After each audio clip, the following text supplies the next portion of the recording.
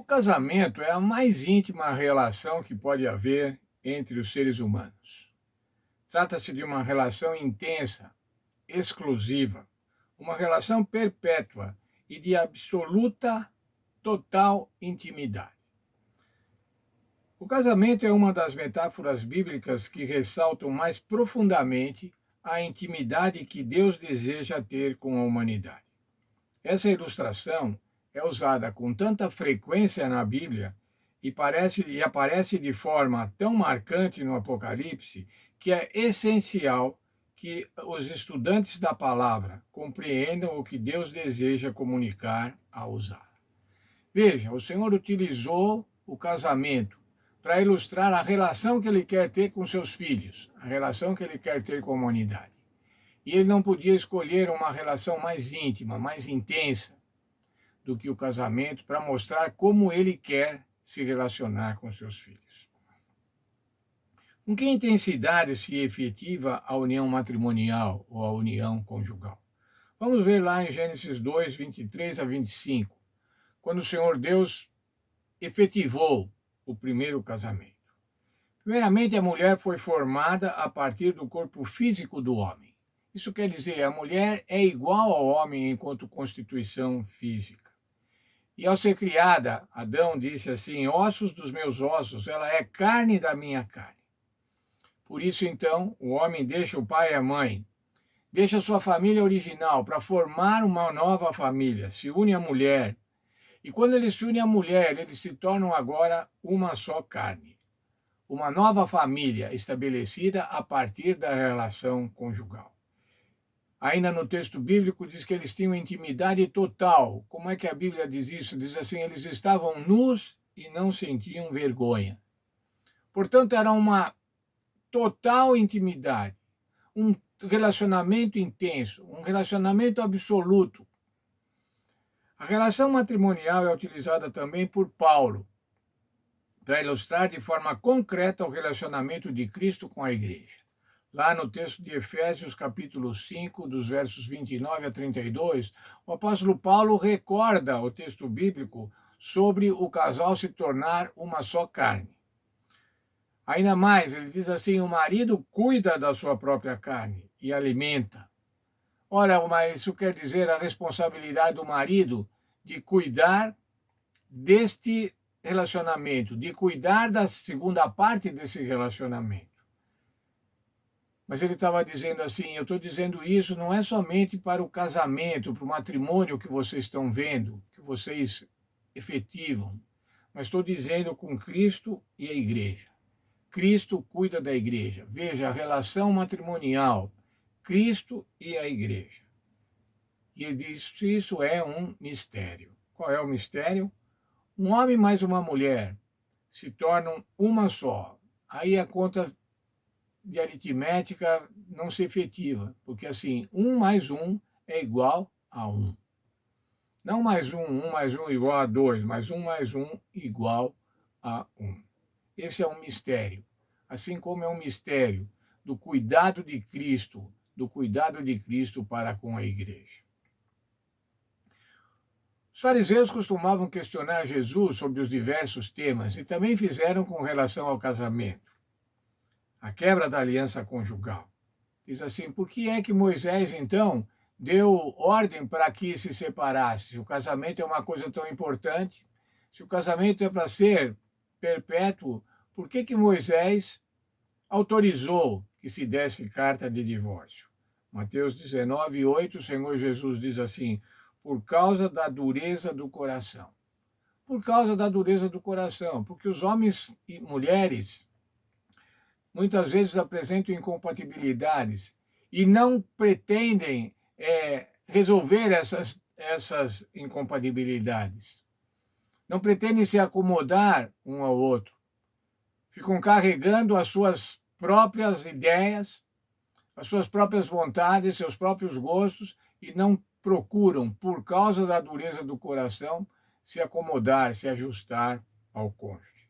Por causa do egoísmo, por causa das infidelidades. O que são infidelidades? Infidelidades são quebra da relação matrimonial. E o que produz a infidelidade? A dureza do coração. A dureza do coração que pensa somente nos seus próprios interesses, nas suas próprias vontades, em detrimento da manutenção fiel do casamento. Por que é a dureza do coração? Por causa do autoritarismo, por causa da dominação, por causa da dominação de um dos cônjuges sobre o outro, normalmente do marido sobre a mulher. Um casamento duradouro é marcado pela fidelidade e era o ideal de Deus ao criar o ser humano. Infelizmente, a humanidade corrompeu esse dom fundamental de Deus. Se nós verificarmos, irmãos, os casamentos hoje, a maioria deles, a grande maioria deles, não tem mais a ver com o plano de Deus. São casamentos de homens com homens, mulheres com mulheres, casamentos múltiplos, com vários maridos, várias mulheres. Como pode entender isso, irmãos? Como pode dar certo um casamento desse, tão distante do plano de Deus, afrontando o plano de Deus?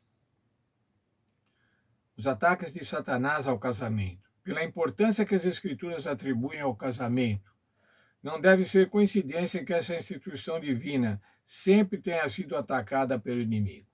O casamento e o sábado, irmãos, são duas instituições dadas à humanidade antes do pecado. E é por isso que Satanás se preocupa e se empenha com tanta vontade em destruir a relação matrimonial e em destruir também a observância fiel à santificação do sábado.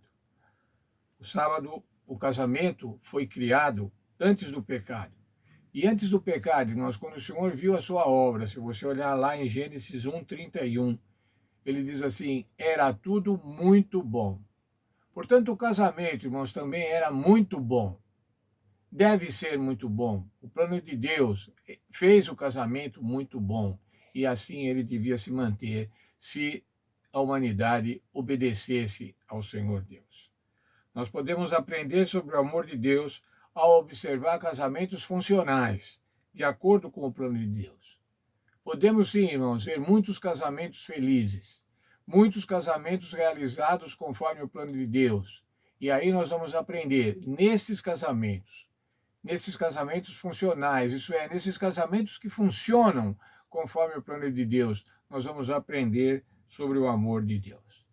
Nossa lição traz algumas orientações para aplicar no casamento, para entender e aplicar o casamento. Veja só, eu vou lê-las. Aqui estão 3 princípios para um casamento. Primeiro, perdoe o seu cônjuge, por mais que esse não mereça, assim como Cristo nos perdoa sem merecermos. Como é que Jesus nos perdoa, irmãos? Nós merecemos o perdão do Senhor Jesus Cristo? Não. Mas ele nos perdoa. E aqui nós estamos agora nessa lição, vendo o seguinte: por que não perdoar o seu cônjuge da mesma maneira que Jesus nos perdoa? Lembre-se, ele é a sua carne. Quando você está perdoando o seu cônjuge, você está perdoando a você mesmo, você está mantendo a relação matrimonial saudável. Aceite o seu cônjuge com todas as suas falhas, assim como Cristo nos aceita com as nossas imperfeições. Olha, irmãos, nós não temos casais perfeitos, nós não temos maridos perfeitos, mulheres perfeitas. Todos temos as nossas falhas, portanto, perdoe o seu cônjuge. Aceite o seu cônjuge. Aceite o seu cônjuge da maneira que ele é. Mais ainda, assim como Cristo nos colocou antes de si mesmo, pense no seu cônjuge antes de você mesmo. Como é que nós devemos pensar com relação ao cônjuge antes de nós? Dar preferência ao cônjuge. Esses princípios fundamentais no Evangelho nos ajudam a entender como Deus se relaciona conosco. Eles fortalecem o casamento. Portanto, vou recapitular. Perdoe o cônjuge, aceite o seu cônjuge e coloque o seu cônjuge na frente de você. Que Deus nos abençoe. Que Deus nos abençoe, que nós possamos entender, ao recapitular, que somos uma só carne quando nos casamos.